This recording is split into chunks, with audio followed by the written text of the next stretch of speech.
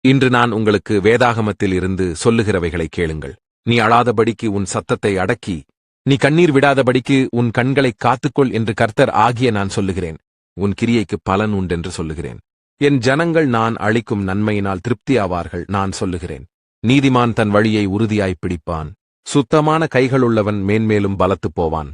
இஸ்ரவேலின் தேவனாகிய கர்த்தர் சொல்லுகிறதாவது, உன் வீட்டாரும் உன் பிதாவின் வீட்டாரும் என்றைக்கும் என் சந்நிதியில் நடந்து கொள்வார்கள் என்று நான் நிச்சயமாய்ச் சொல்லியிருந்தும், இனி அது எனக்கு தூரமாயிருப்பதாக. என்னை கணம் பண்ணுகிறவர்களை நான் கணம் பண்ணுவேன். என்னை அசட்டை பண்ணுகிறவர்கள் கனீனப்படுவார்கள் என்று கர்த்தராகிய நான் சொல்லுகிறேன்.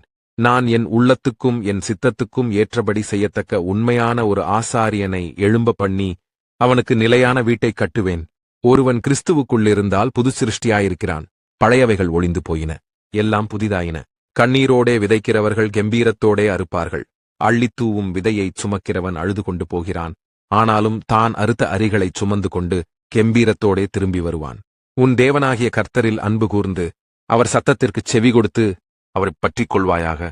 அவரே உனக்கு ஜீவனும் தீர்க்காயுசுமானவர். இன்றைக்கு நான் உனக்கு கற்பிக்கிறபடியெல்லாம் நீயும் உன் பிள்ளைகளும் உங்கள் முழு இருதயத்தோடும் உங்கள் முழு ஆத்துமாவோடும் என்னுடைய சத்தத்திற்குச் செவி கொடுத்தால், உன் தேவனாகிய கர்த்தர் உன் சிறையிருப்பை திருப்பி உனக்கு இறங்கி, உன் தேவனாகிய கர்த்தர் உன்னைச் சிதற அடித்த எல்லா ஜனங்களிடத்திலும் இருக்கிற உன்னை திரும்பச் சேர்த்துக் கொள்ளுவேன்.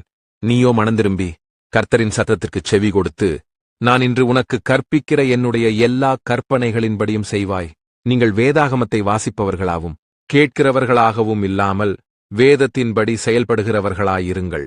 வேதத்தின்படி செயல்படுகிறவர்கள் மேல் மிகுந்த ஆசீர்வாதங்கள் உண்டு.